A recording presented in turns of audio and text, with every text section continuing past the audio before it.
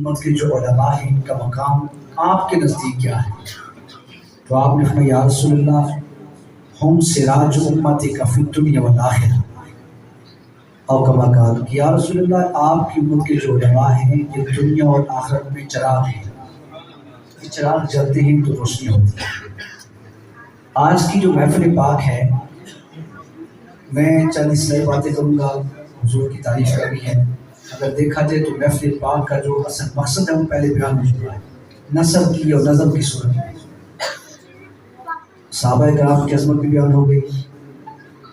اب میں اپنی حاضری لگاؤں گا ایک حکم کی تعبیر کرتے ہوئے، شاید کہ آپ کا مزاج کچھ اور ہوگا، میرا بیان کرنے کا مزاج کچھ اور ہوگا، علماء کو سبق سناؤں گا۔ اللہ رب العالمین نے فرمایا محبوب ہم نے آپ کی خاطر آپ کے ذکر کو بلند کر دیا ہے۔ ذکر کسے کہتے ہیں؟ ذکر کا مطلب کیا ہے؟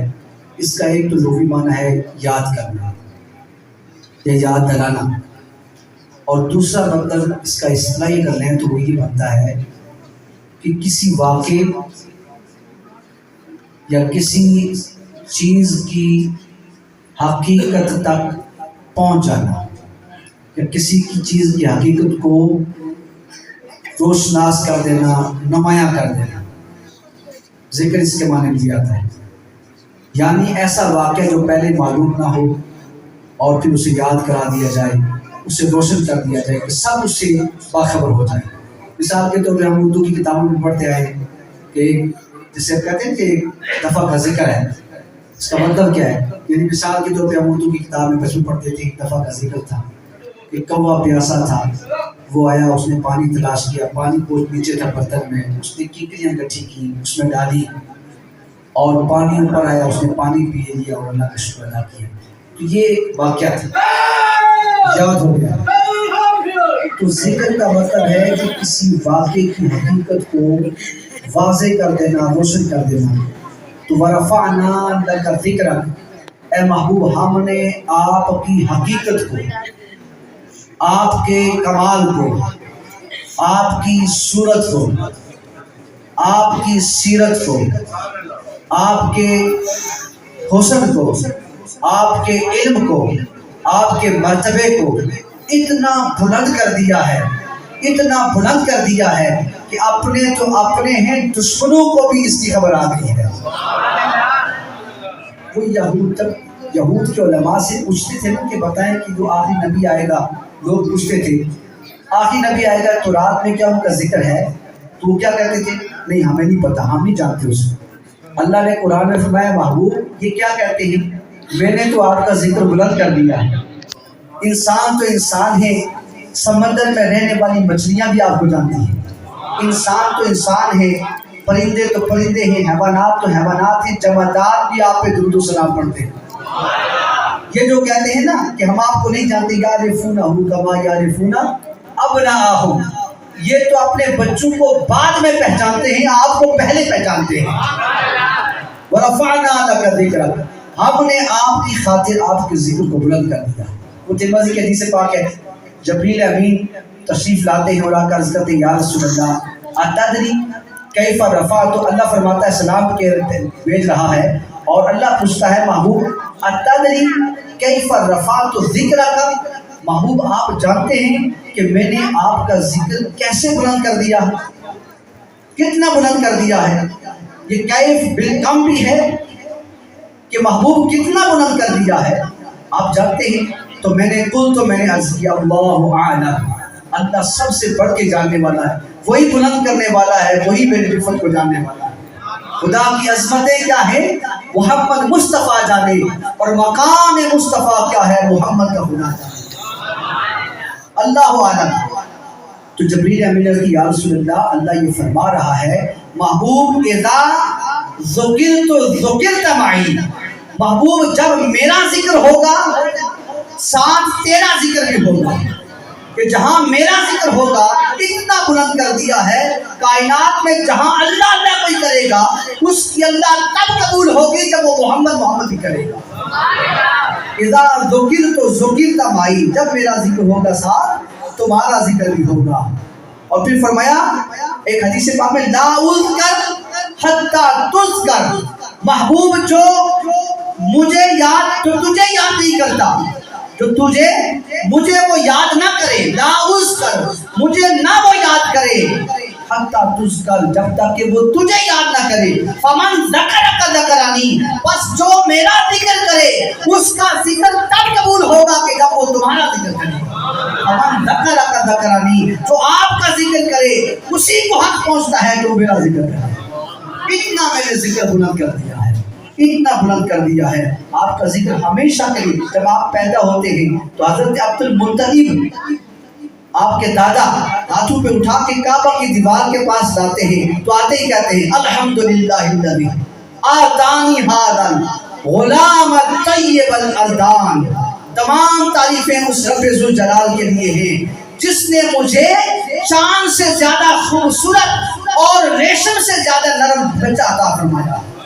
اور حضرت شیما جو آپ کی رضائی بہن ہیں وہ کیا کہتی ہیں، یا ربی ابقلنا محمدا حتی اراہ یافعا وامرنا، اے اللہ اس محمد میرے بھائی کو ہمیشہ کے لیے باقی رکھنا، اور اے تیری بارگاہ میں دعا کرتی ہوں کہ یا اللہ مجھے اتنی زندگی عطا کرنا تاکہ اسے میں خوبصورت اور ابھرتا ہوا جوان ہوتے ہوئے دیکھوں۔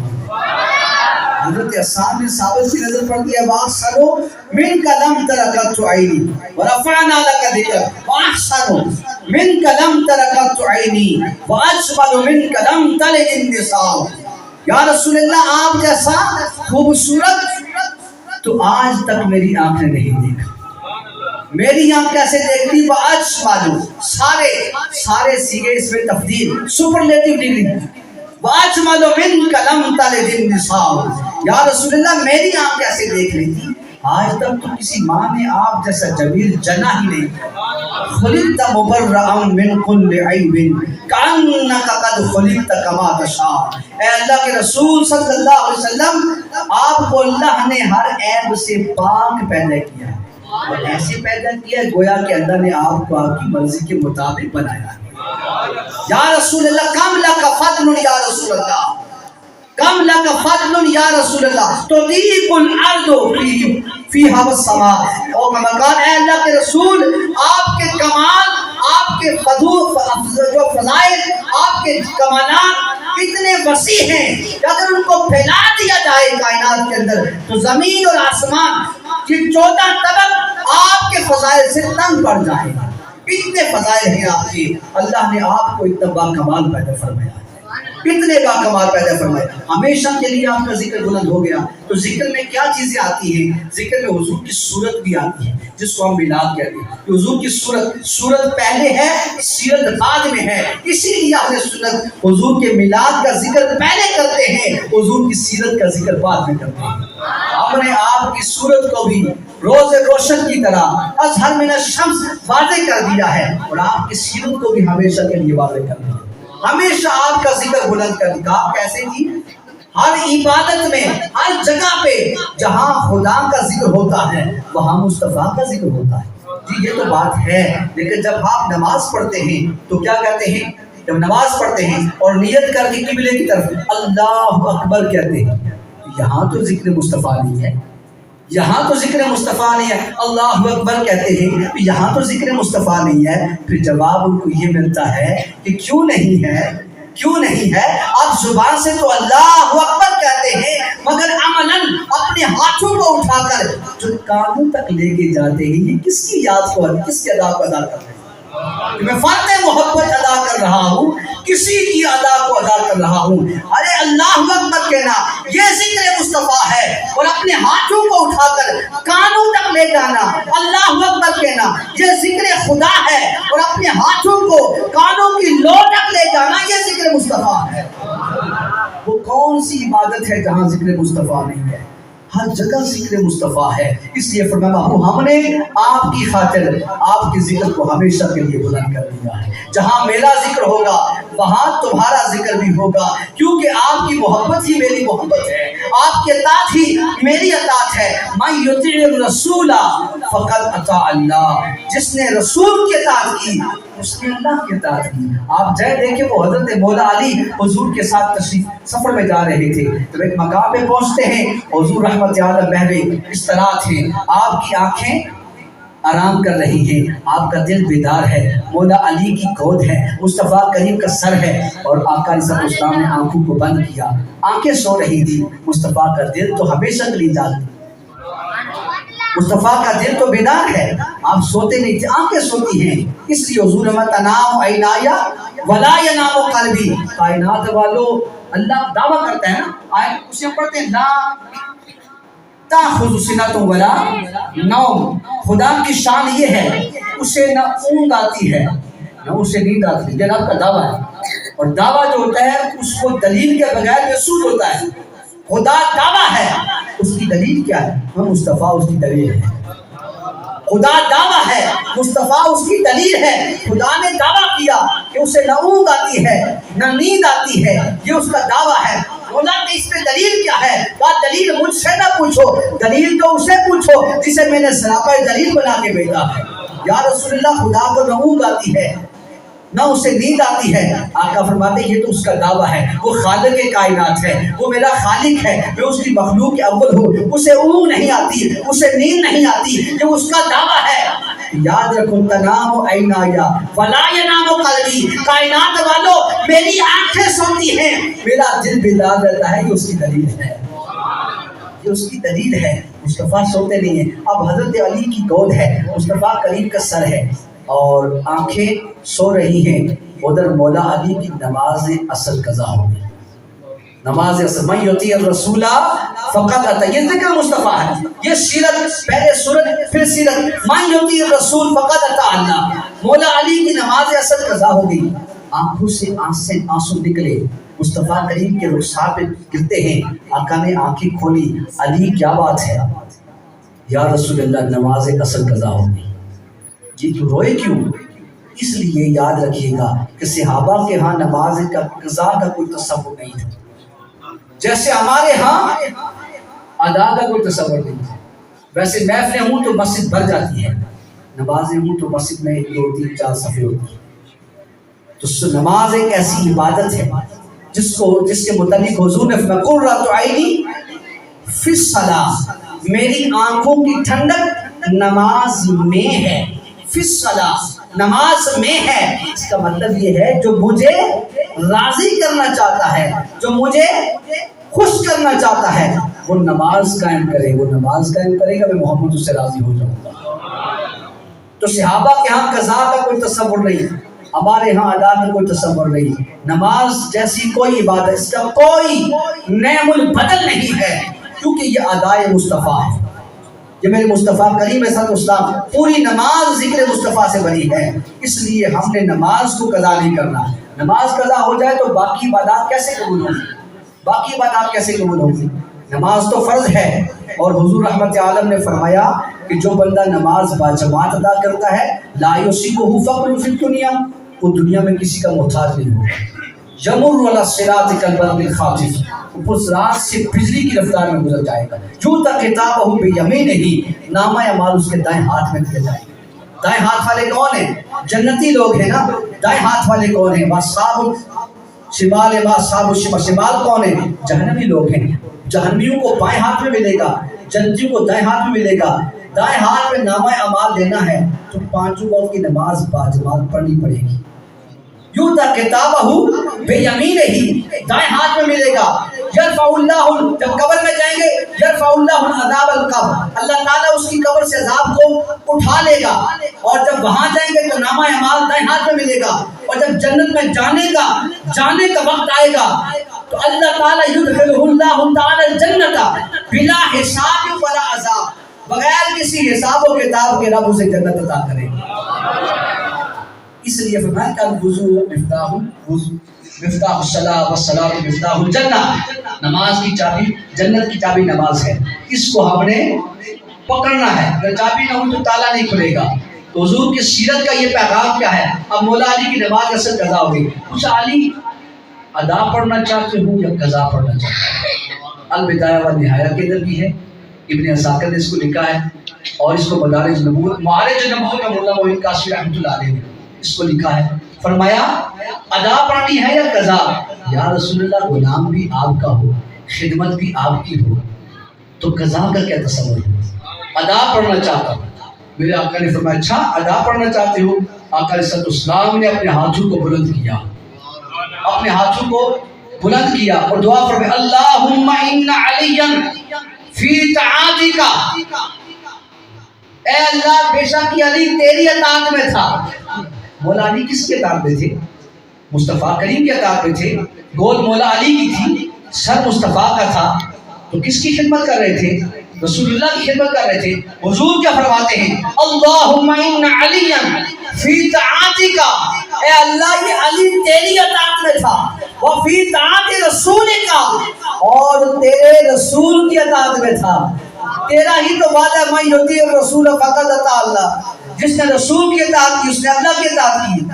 تو اے میرے محبوب کیا چاہتے ہو؟ صوفیاء کیا کہتے ہیں؟ رب نے پوچھا محبوب کیا چاہتے ہو؟ کہا اے اللہ میں تیری بارگاہ میں یہ دعا کرتا ہوں فردد علیہ الشمس، اس کے اوپر سورج کو واپس لوٹا دے. تو صوفیاء لکھتے ہیں محبت کا جملہ ہے، اللہ نے فرمایا ہوگا محبوب مجھے کیا کہتا ہے؟ علی بھی تیرا ہے، نماز بھی تیری ہے، اور تو نبی میرا ہے، محبوب میرا ہے، کائنات تیری ہے، سورج بھی تیرا ہے، روشنی بھی تیری ہے. اے پیارے مصطفیٰ مجھے کیا کہتا ہے؟ ذرا اپنے ہاتھ سے اشارہ کر کے دیکھ لے. اب حدیث پاک میں آتا ہے کہ جب سورج غروب ہوتا ہے، طلوع ہوتا ہے، 70,000 فرشتے سورج میں زنجیریں ڈال کر اسے طلوع کرتے ہیں، اسے طلوع کرتے ہیں، اور 70,000 فرشتے زنجیریں ڈال کے غروب کرتے ہیں. سورج غروب ہو گیا، میرے نبی نے اپنی انگلی کو بلند کیا، ایک انگلی کو، پورے ہاتھ کو نہیں، ایک انگلی کو یوں اشارہ کیا. 70,000 فرشتے زنجیریں ڈال کے سورج کو غروب کر چکے تھے. میرے نبی کے بازو کی طاقت کا عالم دیکھو، پورے بازو کی طاقت کا عالم نہیں، ایک انگلی کے اشارے کا کمال دیکھو. میں فردد علیہ الشمس، سورج کو واپس لوٹا دے. پیارے مجھے کیا کہتا ہے؟ اشارہ کر کے دیکھ لے. میرے نبی نے انگلی کو بلند کیا، یوں اشارہ کیا، 70,000 فرشتے ساتھ بیٹھتے ہوئے واپس آ گئے، اور وہ سورج بھی واپس آ گیا. مولا علی نے نماز ادا کر لی. پتہ یہ چلا حضور 14 طبق کی جان ہے، 14 طبق کی جان ہے. حضور اشارہ فرمائے تو چاند 2 ٹکڑے ہو جائے، حضور اشارہ فرمائے تو ڈوبا ہوا سورج واپس آ جائے. حضور اشارہ کرے تو درخت اپنی جگہوں سے نکل کر حضور کی بارگاہ میں آ جائیں. حضور اشارہ کریں تو پتھر بھی بولنے لگے. یہ کمال ہے میرے نبی کا. لیکن فرمایا ورفعنا لک ذکرک، پیارے مصطفیٰ ہم نے آپ کی خاطر آپ کی صورت کو، آپ کی سیرت کو، آپ کے کمال کو، آپ کے جود و نمان کو، آپ کے علم کو، آپ کے فضائل کو ہمیشہ کے لیے آپ کے لیے ہم نے ان کو بلند کر دیا. آپ کو یہ نہیں کہہ سکتا کہ ہمیں نبی کا پتہ نہیں. سب کو معلوم ہے کہ محمد مصطفیٰ آئے، بہارن در بہار آئی، زمین کو چومنے جنت کی خوشبو بار بار آئی، بار بار آئی. حضور مکہ میں ہے تو جنت کی خوشبو وہاں ہے، حضور مدینہ میں ہے تو جنت کی خوشبو وہاں ہے، حضور سفر میں ہے تو جنت کی خوشبو وہاں ہے، حضور خدر میں ہے تو جنت کی خوشبو وہاں ہے، حضور مکہ کے اندر صحن کعبہ میں ہے تو جنت کی خوشبو وہاں ہے، حضور مدینے آ گئے تو جنت کی خوشبو مدینے آئی، حضور مسجد میں نبوی میں ہے جنت کی خوشبو وہاں ہے، حضور حجرہ عائشہ میں ہے جنت کی خوشبو وہاں ہے، حضور منبر پہ ہے جنت کی خوشبو وہاں ہے. خود میرے نبی نے اعلان کر دیا ما بینا بیتی و منبری روضۃ من ریاض الجنہ. اے کائنات والو میرے قدم لگے ہیں میرے حجرے کے اور میرے منبر کے درمیان جو زمین کا ٹکڑا ہے، یہ زمین کا ٹکڑا نہیں ہے کہ تو جنت کا ٹکڑا ہے.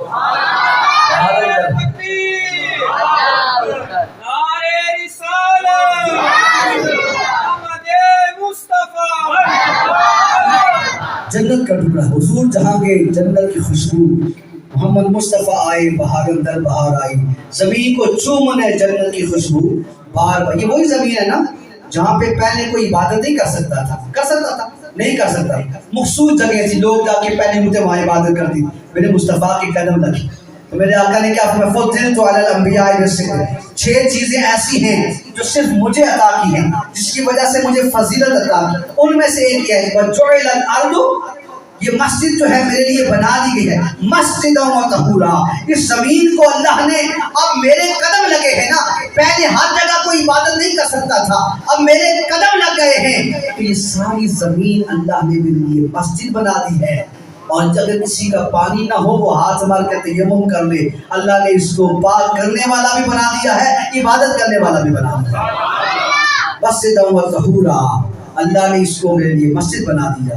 اور یہ زمین ایسی ہے، حضور رحمت عالم صلی اللہ علیہ وسلم نے اس کے باوجود، اب دیکھیے حضور کو اللہ نے اتنا کمال عطا کیا، آپ نے ہر کام اپنے ہاتھوں سے کیا. میری گفتگو میں سمیٹ رہا ہوں، اپنے ہاتھوں سے کیا تاکہ ہر ایک کی شان بلند ہو جائے، ہر ایک کی شان بلند ہو جائے. میرا امتی کہیں پہ بھی اپنی نظریں جھکا کے نہ دیکھے، بلکہ دوسرے کی نظر، ہمیشہ اس کی نظریں بلند ہو جائے. حضور رحمت عالم صلی اللہ علیہ وسلم نے ہر ایک کی شان کو، آپ کا ذکر اتنا بلند ہو گیا، آپ کی شان اتنی بلند ہو گئی، آپ کی صورت و سیرت اتنی بلند ہو گئی کہ آپ کے آنے سے ہر ایک نبی کی شان میں رفت اور زیادہ بلندی آ گئی. وہ کہ اعلیٰ حضرت کی محفل میں کسی شاعر نے نعت پڑھی، میں مصرع پڑھا تھا تو شان یوسف جو گٹی تو انہی سے گٹی. اعلیٰ حضرت کو جلال آیا، آپ کھڑے ہو گئے. بلا نعت خان پور کو زبان کو لگام دے، میرا نبی کسی کی شان کو گھٹانے نہیں آیا، بلکہ وہ تو سب کی شانوں کو بڑھانے آیا ہے. جملہ پڑھنا ہے تو یوں پڑھ، شان یوسف جو بڑھی تو انہی سے بڑھی.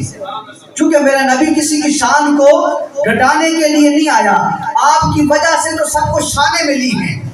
ابو بکر آتے ہیں تو صدیق بن گئے، عمر آتے ہیں تو فاروق اعظم بن جاتے ہیں، عثمان آتے ہیں تو ذوالنورین بن جاتے ہیں، علی شیر خدا بن جاتے ہیں، حسین سید الشہداء بن جاتے ہیں. کوئی گنج بخش داتا ہو گیا، کوئی اجمیر کا خواجہ ہو گیا، کوئی بغداد کا شاہ جیلانی ہو گیا، کوئی سرہند کا امام ربانی ہو گیا. بات کسی کو سمجھ میں نہ آئی مگر محدث بریلوی کو بات سمجھ آ گئی. آپ نے کہا چمک تجھ سے پاتے ہیں سب پانے والے، میرا دل بھی چمکا دے چمکا دے. ہر ایک کو ہر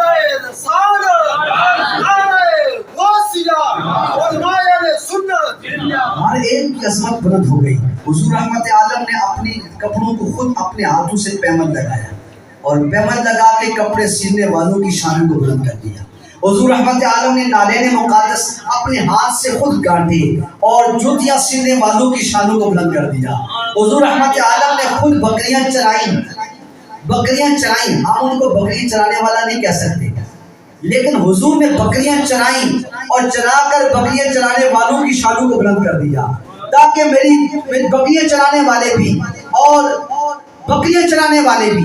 اور اپنی جوتیوں کو سینے والے بھی کوئی ان کو حقیر نہ جانے، بلکہ وہ امراء کی آنکھوں میں آنکھیں ڈال کے کہہ سکے کہ دنیا والوں ہم جوتے سلتے ہیں، ہم کپڑے سلتے ہیں، ہم بکریاں چراتے ہیں، ہم کوئی حقیر لوگ نہیں، ہم اپنے نبی کی سنت کو ادا کر رہے ہیں.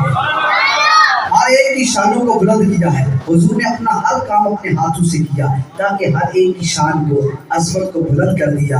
حضور رحمت عالم کی سیرت کا کوئی گوشہ ایسا نہیں ہے جس میں آپ نے اپنی امت کو تربیت نہ فرمائی ہو. آپ نے بیواؤں کے حقوق کو بھی یاد کرائے، آپ نے ماں کو ماں کا مرتبہ دیا، آپ نے بیٹی کو بیٹی کا مرتبہ دیا، آپ نے باپ کو باپ کا مرتبہ دیا. یہ باپ قتل ہوتا تھا، یہ ماں فروخت ہوتی تھی، یہ بیٹی زندہ درگور ہوتی تھی، اور سب کی ماؤں کو قاضی بازاروں میں جا کے فروخت کیا جاتا تھا. جب میرے نبی آ گئے تو بتایا کائنات والوں الجنت تحت اقدام الامہات، کائنات والوں جو بندہ اپنی 2 بچیوں کی پرورش کرے گا. حضرت عائشہ صدیقہ فرماتی ہے میں اپنے گھر میں تشریف فرما تھی، اتنے میں ایک عورت آتی ہے، اس کے ایک ہاتھ میں ایک بچی ہے، دوسرے ہاتھ میں دوسری بچی ہے. وہ کہتی ہے اللہ کے لیے یتیم بچیاں ہیں کچھ کھانے کے لیے دے دے، یہ بھوکی ہیں. کہتی ہے میرے گھر میں کچھ بھی نہیں تھا، ایک کھجور تھی، میں نے وہ نکالی اور اس عورت کو دے دی. اس نے اس کے 2 ٹکڑے کیے، ایک بچی کو دیا، ایک دوسری بچی کو دیا.